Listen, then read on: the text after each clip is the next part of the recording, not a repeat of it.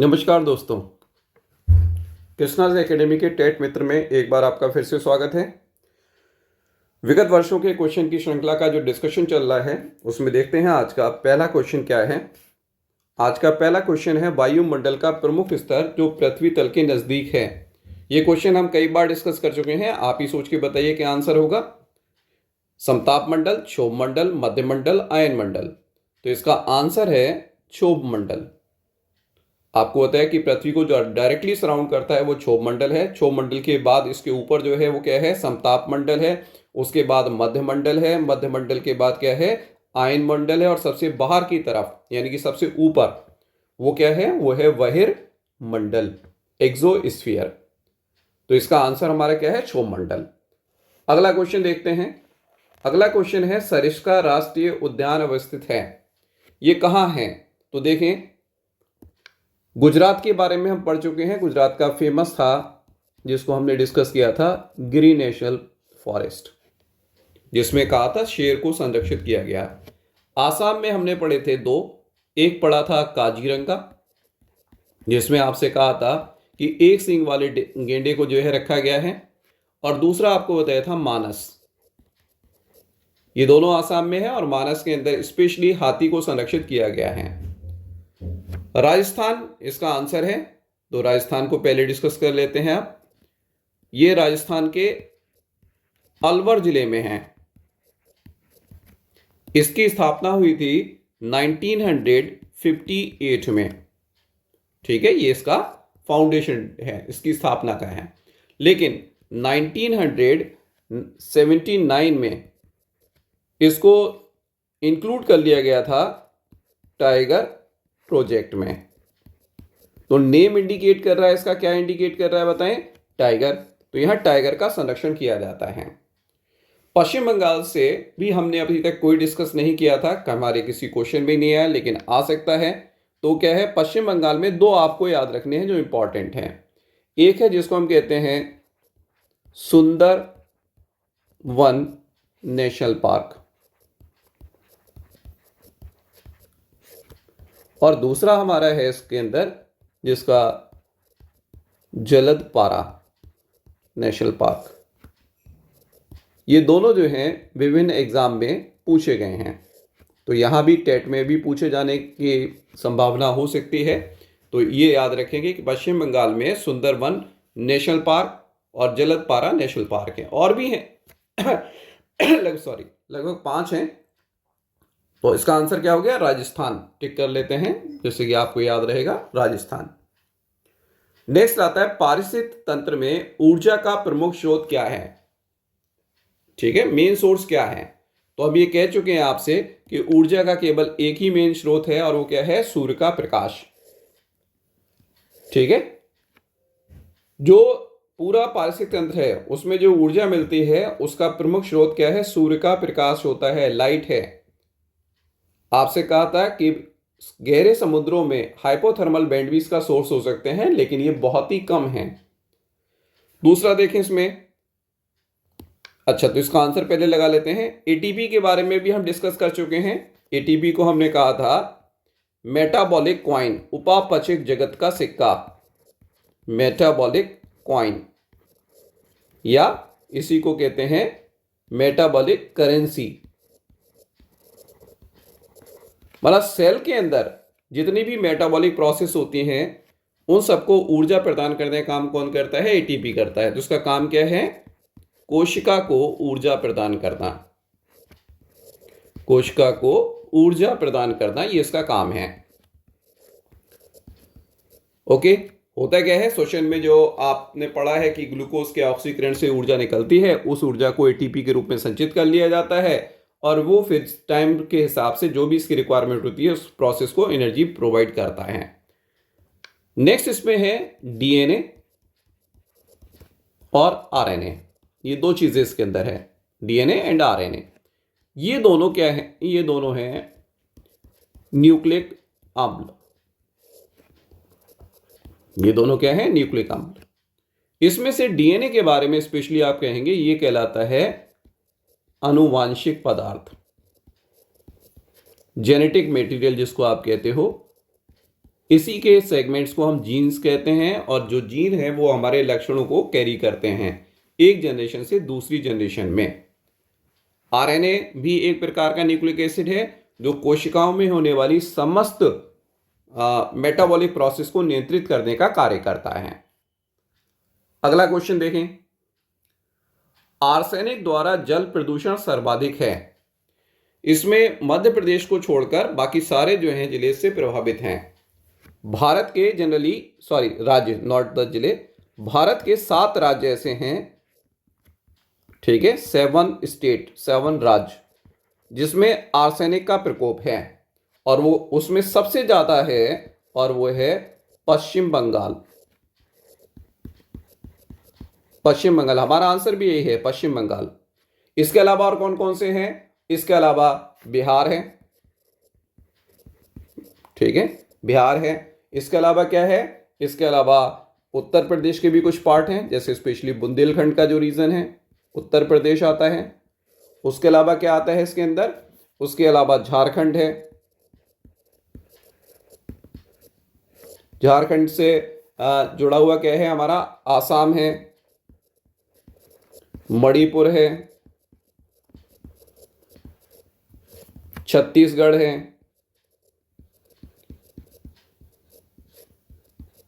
ठीक है। ये हमारे और ये सारे जिले ऐसे हैं जिनमें जो भूमिगत जल होता है, जो जमीन से निकाला जाता है, पानी पीने के योग्य होता है, उसके अंदर आर्सेनिक प्रेजेंट होता है। और उसकी वजह से क्या होता है? एक रोग उत्पन्न होता है, ठीक है। कौन करता है? आर्सेनिक के द्वारा होगा। इसको नाम देते हैं ब्लैक फुट डिसीज। ये भी याद रखेंगे, ये इंपॉर्टेंट है। जैसे एक एग्जाम में बहुत पूछा गया है, मिनी माता डिसीज जो आप पढ़ते हो मरकरी से होता है, तो वैसे ही ब्लैक फुट डिसीज कौन कॉज करता है? वो करता है हमारा आर्सेनिक। जब इसकी मात्रा ज़्यादा हो जाएगी तब कॉज करेगा। और पश्चिम बंगाल में भी मैंने कहा सबसे ज़्यादा प्रभावित जिले कौन कौन से हैं? तो वो है मुर्शिदाबाद, नदिया, ठीक है, उत्तरी एवं दक्षिणी 24 परगना। तो पश्चिम बंगाल में सबसे ज़्यादा इसका प्रकोप देखा गया है, इसका इफेक्ट देखा गया है। नेक्स्ट क्वेश्चन देखते हैं। वन्य जीव सुरक्षा अधिनियम कब पारित किया गया था? ये आपको बताना है।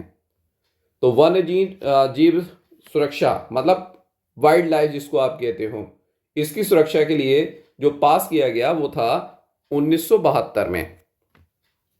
और इसमें क्या किया गया कि जो लोग अवैध शिकार करेंगे और इलीगल ट्रेडिंग करेंगे, ठीक है, एवं क्या करेंगे? व्यापार करेंगे, उनके खिलाफ कार्रवाई की जाएगी। और उसमें क्या है? कार्रवाई में जुर्माना भी है और साथ में क्या है? दंड भी है, मतलब जेल भी हो सकती है और फाइन भी पड़ सकता है। तो 1972 में जो है ये अधिनियम पारित किया गया। तो आंसर हमारा हो गया सी। अब अगला प्रश्न है, देखें, दूध से दही बनने की प्रक्रिया को कहते हैं। दूध से दही बनने की प्रक्रिया को कहा जाता है किण्वन। इंग्लिश में इसको कहते हैं फर्मेंटेशन। ये एनारोबिक कंडीशंस के अंदर होता है या अनाक्सिक कंडीशन में होता है। इवन जब आप पढ़ते हो जो एल्कोहल भी बनता है वो भी इसी प्रोसेस के थ्रू जो है वो बनता है। प्रकाश संश्लेषण के बारे में हम सभी जानते हैं, है ना। प्रकाश संश्लेषण में आपको बताया था कि जो हरे पौधे होते हैं वो क्या करते हैं? CO2 और वाटर के मतलब 6CO2 + 6H2O ये क्या करेंगे? मिलके बनाएंगे C6H12O6 प्लस ऑक्सीजन रिलीज होगी। और किसकी प्रेजेंस में? इसमें चाहिए सनलाइट, और ये लाइट को एब्जॉर्ब कौन करता है? इसको एब्जॉर्ब करता है एक पिगमेंट जिसका नाम आपको बताया था पर्णहरित, या इसको कहते हैं क्लोरोफिल। तो भोजन बनने की प्रक्रिया क्या है? प्रकाश संश्लेषण है। ऐसे ही देखें आसवन, आसवन को कहते हैं डिस्टिलेशन। ये क्या करता है? हमारे पास अगर कोई मिश्रण है तो मिश्रण में से अवयवों को, यानी कि इसके कंपोनेंट को, अवयवों को पृथक करने की विधि,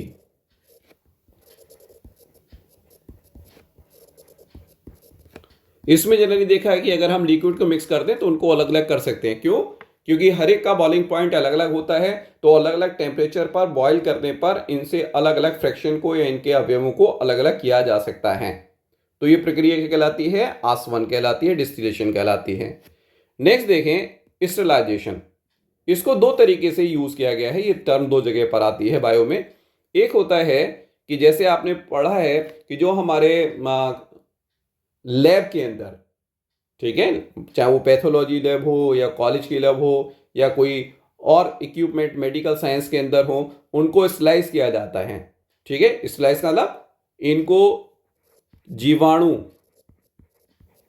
या सूक्ष्म जीव, जिसको आप कहते हो माइक्रोब्स, फ्री किया जाता है। क्योंकि अगर उसमें कोई एक्सपेरिमेंट करें तो उससे इन्फेक्शन होने का खतरा बढ़ जाता है। पुराने ज़माने में जब डिस्पोजल का ज़माना नहीं था, आजकल तो आपने देखा कि मेडिकल साइंस में प्लास्टिक की डिस्पोजल सिरिंज आ गई हैं, सर्जरी के इक्विपमेंट्स भी बहुत सारे ऐसे हैं जिनको हम रीयूज़ नहीं करते हैं।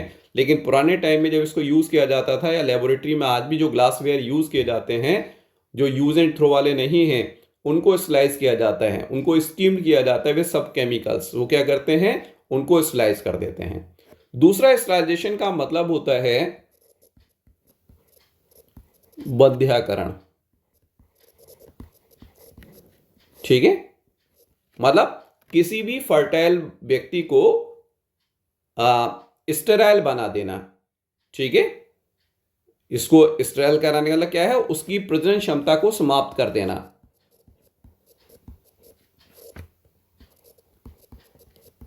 ठीक है, प्रजनन क्षमता को समाप्त कर देना। जैसे आप जानते हो कि मनुष्यों के अंदर भी है। मनुष्यों के अंदर क्या है कि मेल के लिए आपने पढ़ा है ट्यूबेक्टॉमी और फीमेल के लिए वेसेक्टॉमी मेथड होता है, जिसको आम भाषा में हम कहते हैं नसबंदी। ऐसे ही पुराने ज़माने में जो है, जब मेल काफ जो होते थे, गाय के बछड़े जिसको हम कहते हैं, तो उनमें से कुछ बछड़ों को जिनको हमें खेती में यूज़ करना होता था, उनका कैस्ट्रेशन किया जाता था या उनके वृषण को निकाल दिया जाता था। तो ये जो प्रोसेस है, ये बायोलॉजी के अंदर दो तरीके से यूज किया जा रही है। एक तो स्टेरिलाइजेशन का लाभ, बंध्याकरण करना है। दूसरा क्या है? माइक्रोब्स फ्री बनाना है। तो आंसर हमारा इसका क्या है? सी। अगला क्वेश्चन देखते हैं। अगला क्वेश्चन है, फूलों की घाटी अवस्थित है, मतलब फूलों की घाटी कहां पाई जाती है? तो इसका आंसर है उत्तराखंड में है। ये सीधे हमें याद करना है, उत्तराखंड में है। और उत्तराखंड में ये फूलों की घाटी क्या है? एक राष्ट्रीय उद्यान है या राष्ट्रीय पार्क है। और ये कहाँ है? ये चमोली जिले में है। ये वही चमोली जिला है जहां से चंडी प्रसाद भट्ट ने चिपको मूवमेंट जो है वो चलाया था। और इसको क्या माना जाता है? ये यूनेस्को ने इसको विश्व धरोहर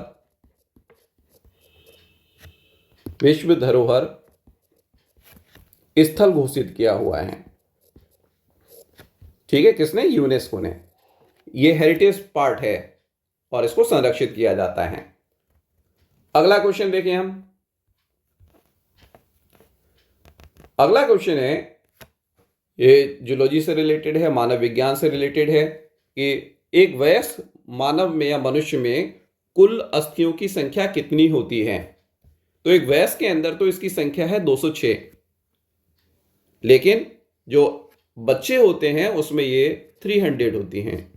होता क्या है, जब ये ग्रो करते हैं, इनमें वृद्धि और विकास होता है, तो बहुत सारी अस्थियां आपस में फ्यूज कर जाती हैं और इस सिंगल जो है वो अस्थि का निर्माण करती हैं। तो 206 जो है वो वयस्क के अंदर प्रेजेंट होती हैं।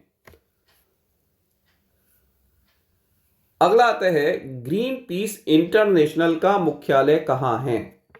ग्रीन पीस इंटरनेशनल का मुख्यालय कहां है? तो ये कहां है? ये जीके का भी क्वेश्चन है, और ग्रीन पीस क्योंकि पर्यावरण से रिलेटेड है तो यहां भी पूछा जाता है। तो ये है एम्स्टर्डम में। और ये कहां है? ये नीदरलैंड एक कंट्री है, वहां प्रेजेंट है।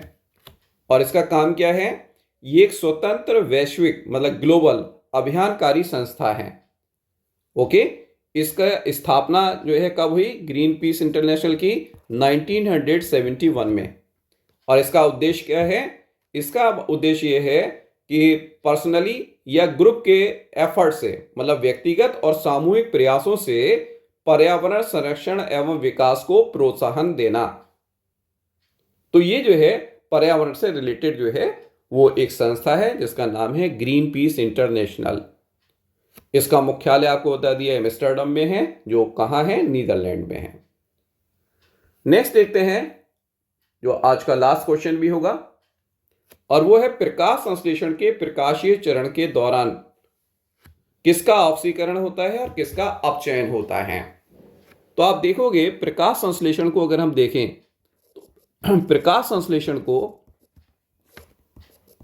ये माना जाता है ये काफी ज्यादा कॉम्प्लिकेटेड प्रोसेस होती है और ये 2 चरणों में होती है। ठीक है, एक चरण कहलाते हैं लाइट रिएक्शन या प्रकाशीय अभिक्रियाएं और दूसरा कहलाता है डार्क रिएक्शन। ये 2 प्रक्रियाएं होती हैं। अब लाइट रिएक्शन के अंदर क्या होता है, मेन जो प्रोसेस होती है, एक प्रोसेस है फोटोलिसिस ऑफ वाटर। ये जो वाटर है ये लाइट की प्रेजेंस में ब्रेक होता है। किस किस में, हाइड्रोजन आयंस में, प्लस इलेक्ट्रॉन्स में, प्लस किस में, हाइड्रोक्सिल आयन में। तो ये क्या हुआ, हाइड्रोजन का, ठीक है, निकलना, ये क्या कहलाता है, ऑक्सीकरण कहलाता है। तो जल का क्या हो गया, ऑक्सीकरण हो गया। अब ये जो हाइड्रोजन है जो निकला, ठीक है, ये दोनों मिला के H2 लिख सकते हैं। ये क्या करता है, ये रिएक्ट करता है एक केमिकल कंपाउंड से जो सेल में प्रेजेंट होता है, इसको कहते हैं NADP, और क्या करता है, ये कन्वर्ट हो जाता है NADPH2 में। तो केमिस्ट्री सिंपल सा ये कहती है कि अगर हाइड्रोजन किसी से रिएक्ट करती है तो प्रोसेस क्या हो जाती है, अपचयन होती है, रिडक्शन होता है। और अगर मान लीजिए, ठीक है, ऑक्सीजन रिएक्ट करती है तो ऑक्सीकरण, या इसका उल्टा कह सकते हैं, हाइड्रोजन का निकलना ऑक्सीकरण और हाइड्रोजन का जुड़ना रिडक्शन या अपचयन होता है। इसीलिए हमारा आंसर इसमें क्या है, जल एंड NADH। लेकिन एक और इंटरेस्टिंग चीज है, अगर आप देखें, ये जो NADPH2 बना है, ठीक है, ये NADPH2 डार्क रिएक्शन में CO2 के साथ बाइंड करता है। ठीक है, बहुत सारे स्टेप हैं लेकिन हम इसको सिंपल तरीके से समझें तो इससे रिएक्ट करता है और इसी वजह से ग्लूकोज का निर्माण होता है। तो यहां NADPH2 अपनी हाइड्रोजन किसको देता है, कार्बन डाइऑक्साइड को। तो जब ये कार्बन डाइऑक्साइड को देगा तो इसका क्या हो जाएगा, बताएं, हाइड्रोजन का निकलना भी क्या कहा, ऑक्सीकरण, और हाइड्रोजन का जुड़ना ये किस में पहुंची, कार्बन डाइऑक्साइड से जुड़ी जाके, तो कार्बन डाइऑक्साइड से जुड़ी तो इसका क्या हो गया, रिडक्शन हो गया। तो हमारे बेटर ऑप्शन के हिसाब से ऐसा, अगर मान लीजिए यहां पर ये CO2 जो दे रखा है इसका अपचयन और NADPH2 का ऑक्सीकरण, ये भी हमारा आंसर हो सकता है। लेकिन इसने एक चीज यहां पर जो कह दिया वो है प्रकाशीय चरण, और प्रकाशीय चरण क्या है, प्रकाशीय चरण है लाइट रिएक्शन। अगर ये इसको कहता अप्रकाशीय चरण में तो हमारा आंसर क्या हो जाता, बी। बहुत ध्यान से समझेंगे, और इसमें यह भी ध्यान देना होता है जो पहले पूछा गया उसको पहले लिखेंगे, जो बाद में पूछा गया वो बाद में लिखेंगे। ओके, जल्दीबाजी में हम कभी कभी ऐसा कर सकते हैं कि हमारा ऑप्शन हो जाए NADP एंड जल, तो ये गलत हो जाएगा। जल का ऑक्सीकरण है और अपचयन किसका है, अपचयन है NADP का। तो आज इतना ही रखते हैं और उम्मीद है कि आप बराबर इन सारे को रिवाइज करते होंगे। एक बार इनको फिर से पूरा देखिए, ठीक है, और आगे चल के जैसे कि हम आपसे कमिट कर रहे हैं 1 या 2 और क्वेश्चन का डिस्कशन हम करेंगे, मतलब सीरीज का डिस्कशन करेंगे, और उसके बाद टॉपिक वाइज हम इसको डिस्कस करना आरंभ करने वाले हैं। और बहुत जल्दी ही, ठीक है, ये भी जो है एपिसोड आपके इसमें अपलोड कर दिए जाएंगे। तो उम्मीद है कि आप इसको एंजॉय कर रहे हैं, अपने मन में इसको बैठाइए, इसके नोट्स प्रॉपर बनाइए, और साथ में आपसे ये भी रिक्वेस्ट है कि इस चैनल को शेयर कीजिए, लाइक कीजिए, और सबसे इम्पॉर्टेंट चीज़ सब्सक्राइब कीजिए, जिससे कि जो भी वीडियो पोस्ट किए जाते हैं वो आपको जल्दी मिल जाएं, आपके पास नोटिफिकेशन पहुंचे, नहीं तो आपको सर्च करने पड़ रहे हैं। थैंक यू, धन्यवाद।